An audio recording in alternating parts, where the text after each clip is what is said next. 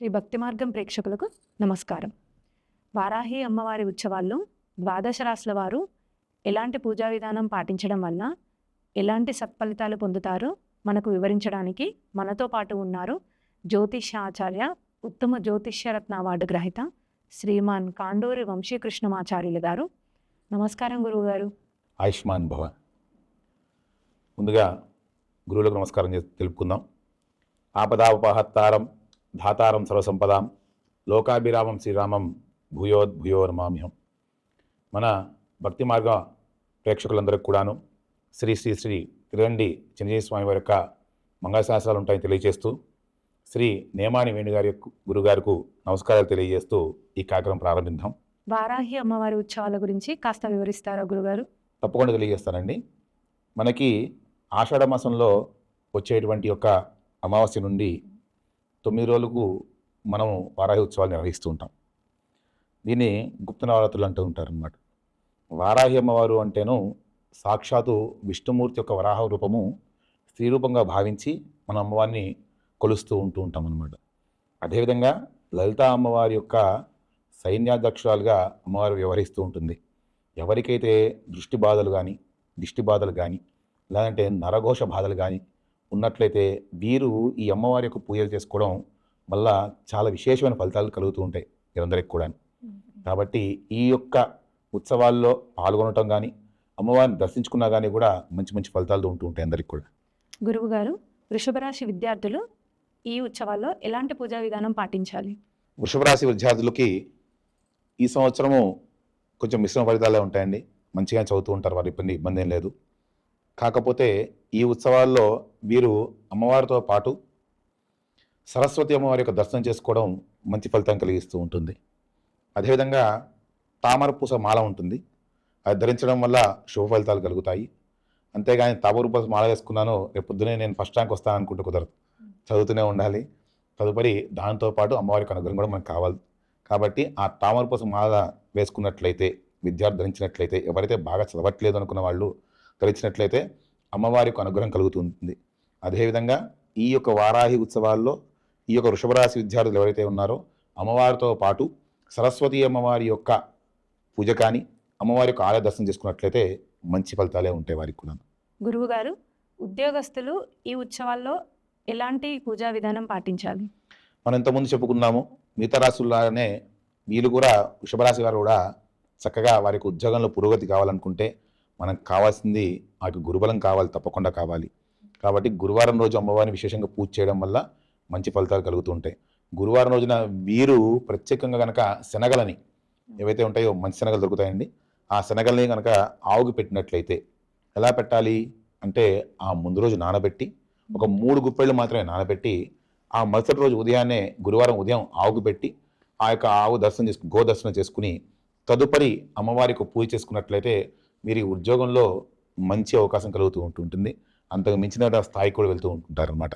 ఎందుకంటే మనకి గోపూజ చాలా మంచిది అను ఇలాంటి ఉత్సవాల్లో ఇంకా మంచి మంచి ఫలితాలను ఇస్తూ ఉంటుంది. గురువుగారు, వృషభ రాశిలోని వ్యాపారస్తులకు ఎలాంటి పూజా విధానం పాటించాలి? వృషభ రాశి వారి వ్యాపారస్తులు చాలామంది ఉంటారు, వీరు ఇందులో ఎక్కువ ఉంటారు. కాబట్టి ఈ వృషభ రాశి వారి యొక్క వ్యాపారస్తుల్లో మీరు కనుక మంచి లాభాలు పొందాలనుకుంటే గోమతి చక్రాలు దొరుకుతాయండి. గోమతి చక్రం దొరుకుతూ ఉంటుంది. ఈ గోమతి చక్రాన్ని తీసుకొచ్చుకుని కనుక ఈ గుప్త నవరాత్రుల్లో అమ్మవారి దగ్గర పెట్టి పూజ చేసి, నవరాత్రులు మొత్తం కూడా పూజ చేసి ఆ యొక్క చక్రాన్ని తీసుకెళ్ళి కనుక మీ యొక్క కౌంటర్లో కనుక వేసినట్లయితే మీకు ధనం ఎక్కడికి పోకుండా నిలవ ఉంటూ ఉంటుంది అనమాట. అంటే వ్యాపారం అభివృద్ధి చెందుతూ ఉంటుంది. కాబట్టి ఈ విషయాన్ని గుర్తుపెట్టుకుని వృషభరాశి వారు గోమతి చక్రం తీసుకొచ్చుకుని చక్కగా 9 రోజులు ఎవరైనా ఇక్కడ ఆలయాల్లో పూజ చేస్తున్నప్పటికీ కూడా అయ్యగారి దగ్గరికి వెళ్ళి మీ గోత్రాలు చెప్పి ఆ యొక్క గోమతి చక్రానికి పూజ చేయమని చెప్పండి, వారు చేస్తారు. చక్కగా ఆ యొక్క చక్రాన్ని తీసుకొచ్చుకుని మీ యొక్క వ్యాపార స్థలాల్లో ఉంచుకోండి. చక్కగా మీ యొక్క వ్యాపారం అభివృద్ధి చెందుతుంది. అమ్మవారు ఎప్పుడూ కూడాను వ్యాపారస్తులకి లాభం చేకూరుస్తుంది. గురువుగారు, వృషభ రాశిలోని కోర్టు సమస్యలు ఉన్న వాళ్ళు ఎలాంటి పూజా విధానం పాటించాలి? కోర్టు సమస్యలు ఉన్న వాళ్ళందరూ కూడాను ఇంత ముందు చెప్పినట్లే ఎట్టి పరిస్థితిలో కూడాను పసుపు రంగు దుస్తులతో అమ్మవారిని పూజ చేసుకోవాల్సిందే. మీరు అమ్మవారికి ద్రవ్యాలు అందించాలండి. ఎలాంటి ద్రవ్యాలు? సౌమంగళి ద్రవ్యాలు అంటాం. ఏవైతే ఉంటాయో పసుపు, కుంకుమ, పూలు, గాజులు అమ్మవారికి ఇచ్చేటువంటి ఒడినింపు కార్యక్రమాలు చేస్తూ ఉంటారు ఆడవాళ్ళు. అవి తెలుసుకుని ఆ ద్రవ్యాన్ని కనుక ఇచ్చినట్లయితే మీకు కోర్టు సమస్యలు వెంటనే తీరేటువంటి అవకాశం చాలా ముందుగా ఉంటుంది. అటువంటి అభ్యంతరం లేదు అందులో. గురువుగారు, వృషభ రాశిలోని వివాహ సమస్యలు ఉన్న వాళ్ళు ఎలాంటి పూజా విధానం పాటించాలి? వృషభరాశి వాళ్ళు వివాహ సమస్యలు ఉన్నప్పటికీ కూడాను ఈ యొక్క గుప్తనావతిలో మీరు మంగళచండీ స్తోత్రం అని ఉంటుందండి. మంగళచండీ స్తోత్రము అమ్మవారి పూజతో పాటు మంగళచండీ స్తోత్రాన్ని పారాయణం చేయండి. అలా చేయడం కానీ అయ్యా మాకు నోరు తిరగట్లేదండి, మాకు రాదు అనుకున్నారనుకోండి, చక్కగా వినేటువంటి అవకాశం చేయండి. అలా మంగళచండీ స్తోత్రం వింటూ అలా పాలన చేయగలిగితే ఈ యొక్క గుప్త నవరాత్రుల్లో అమ్మవారితో పాటు మీరు మంగళచండీ స్తోత్రం పాడడం వల్ల మీకు చక్కటి ఫలితాలు కలుగుతాయి.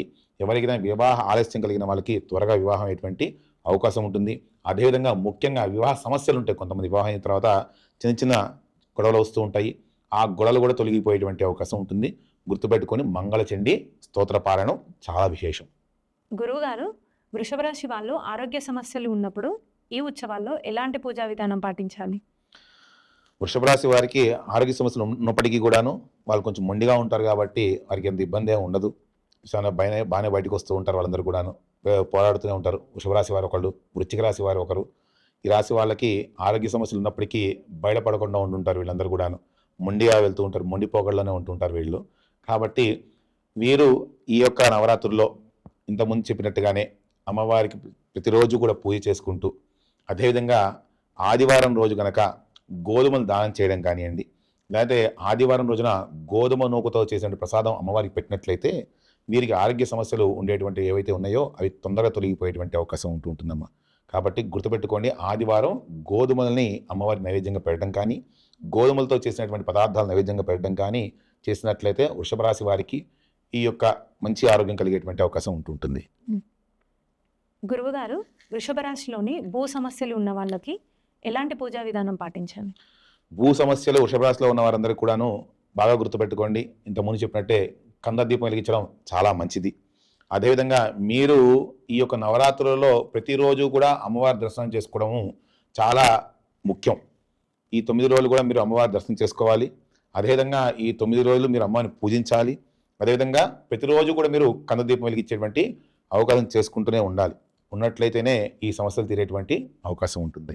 గురువుగారు, వృషభ రాశి వాళ్ళు ప్రత్యేకంగా ఇలా పూజలు చేయాలి ఈ ఉత్సవంలో అని ఏమైనా ఉంటుందా? వృషభ రాశి వారు ఈ యొక్క ఉత్సవాల్లో తామర పూలతో అమ్మవారికి పూజ చేయడం వల్ల మంచి ఫలితాలు కలుగుతాయి. అదేవిధంగా ప్రత్యేకంగా ఆకుపచ్చ రంగు కానీ, లేదు అంటేనో ఆకుపచ్చతో ఉన్నటువంటి యొక్క పండ్లు ఏవైతే ఉంటాయో ఆ పండ్లను కానీ అమ్మవారికి నైవేద్యం పెట్టడము, అదేవిధంగా ఈ 9 రోజులు అమ్మవారి యొక్క పూజలో పాల్గొనటము, అది కుదిరినట్లయితే అమ్మవారికి పిండి దీపం పెట్టడం వల్ల మంచి ఫలితాలు దక్కుతాయి. గురువుగారు, వృషభ రాశి వారు ఈ ఉత్సవాల్లో ఎలాంటి పూజా విధానం పాటించాలో తెలియజేసినందుకు ధన్యవాదాలు.